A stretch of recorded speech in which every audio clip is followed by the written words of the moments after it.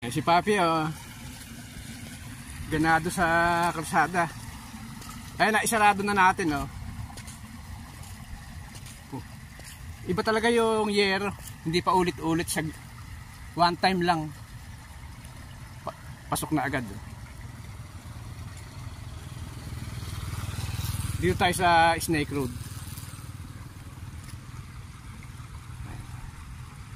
Balik ko na siya yung days niya 27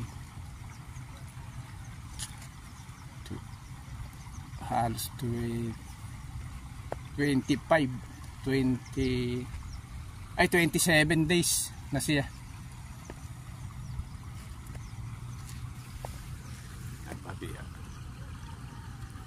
Meron tayong technique sa paghuhulip na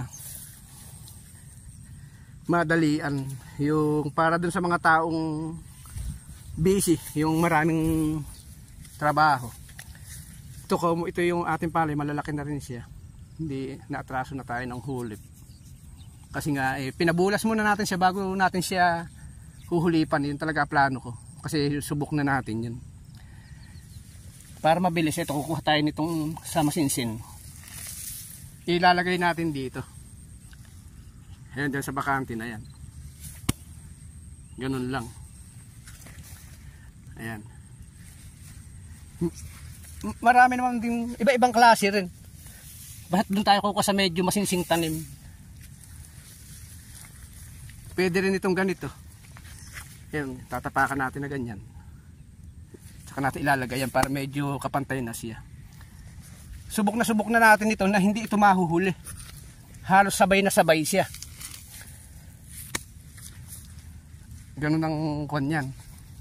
Kaya natin ganun ang ginagawa natin. Maraming pwede, maraming dahilan. Kaya hindi ito yung trabahong tamad. Trabahong may konting diskarte din. Tsaka hindi siya masyadong mahirap. Hindi ka masyadong nakayuko. Kahit nakatayo. Yuyuko ka lang pagka bumunot ka. Ay mas mainam yung tatapakan para kuha na yun. Ganyan. Yan yung katulad yung bakante na yan. Lalagay lang natin silang tigi-tigi isa para kumuha siya yung hindi siya bakante talaga. Kasi pangit naman tingnan pagka bakante. Pag medyo pwede dalawa.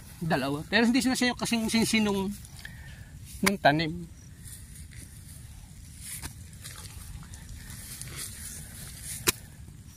Hindi natin kasi masyadong tayo siya. Pero kung hindi ako may hawak na cellphone, dalawang kamay ang gagamitin ko. Yan, katulad niyan. Lalagyan natin yan ng dalawa.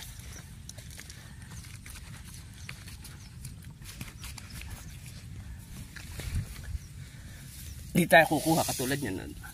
Dalawa siya. Kukunin natin itabi. Tsaka natin igaganon lang.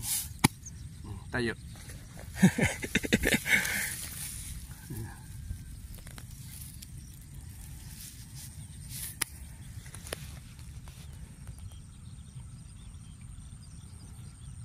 Ito nga pala ang kainaman nung merong 1620, yung 1620 na fertilizer rin. Pag binunot mo siya, mahahabay ugat niya na sa may putik na marami. Hindi mo siya basta-basta mabubunot. Mga ilang araw na lang hindi na kayang bunutin yan. Yan katulad yan. Ilang araw na lang hindi natin mabubunot. Sobrang kapit na yan. Yan ang advantage ng 1620. Kaysa sa gagamit ka ng purong urea lang sa basal.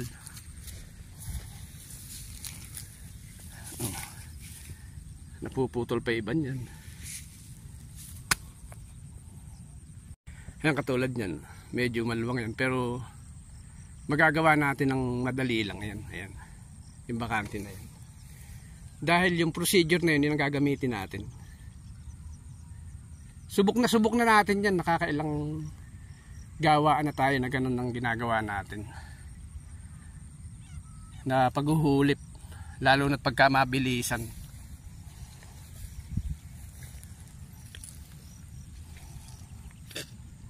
Ganyan. Yung sasabihin na iba, doon din pala kinukuha, di paano di parang ganun din. Hindi siya ganun kasi pag nailipat mo nga doon sa maluwag yung isang puno na yun, sisigla siya ng husto lalo sa lilipatan niya. Pagkatapos doon, yung katabing pinag-iwanan makakabuelo lalo. Ganun naman. Nabono nga pala natin, di pa masyadong tunaw eh. Pang-4 na araw pa lang ngayon.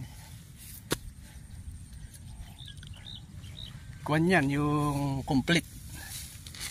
Tsaka mayroon siyang urea 50-50.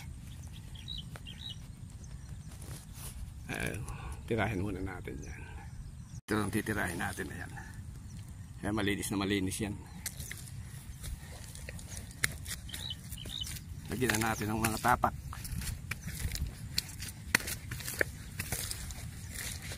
Madalang na hulip lang, hindi naman yung kumpara dun sa tanim na original, mas madalang siya kasi nangunguha lang naman tayo sa masinsin.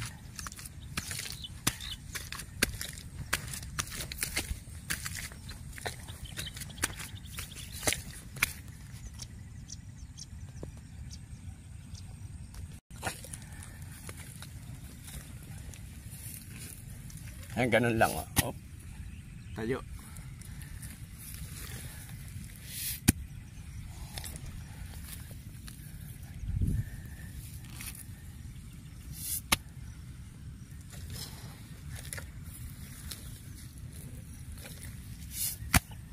Ay, siguradong buhay na buhay. Oh.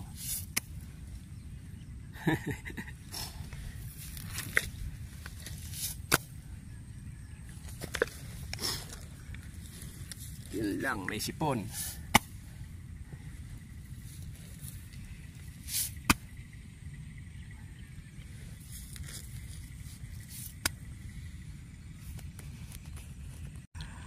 Oh, ayan oh, tapos oh. Ganun lang siya kadali. Yung proseso na yun. Oh. Hindi lang sa isang hawig, pero kasi nga bali-balibag lang, pukul-pukul eh. Pero siguradong buhay. Kasi mapakaraming putik.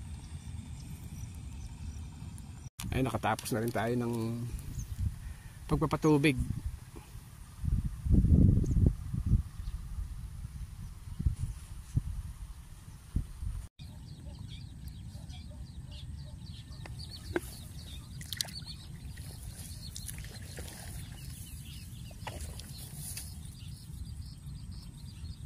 Narito naman tayo ngayon sa Barangay San Juan. Naghuhulip tayo rito. Ayan, may nahulipan na tayo.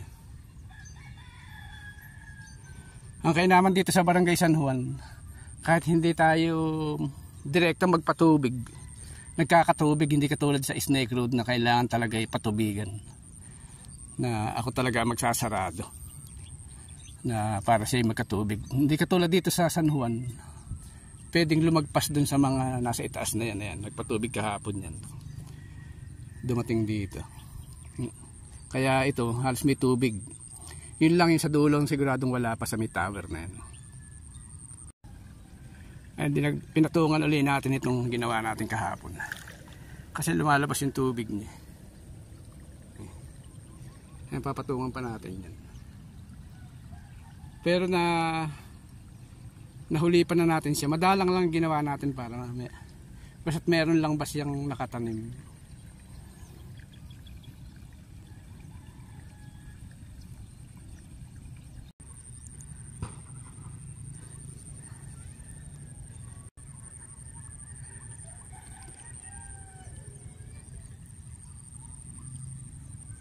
Ayan, napatungan na natin ulit. Kaya madali lang siyang sirain ng tubig pagka talaga aapaw. Kasi malambot siya. Hindi pa rin natin nagawa yung isa, yung sinabi natin kahapon. Sa pagbalik uli natin.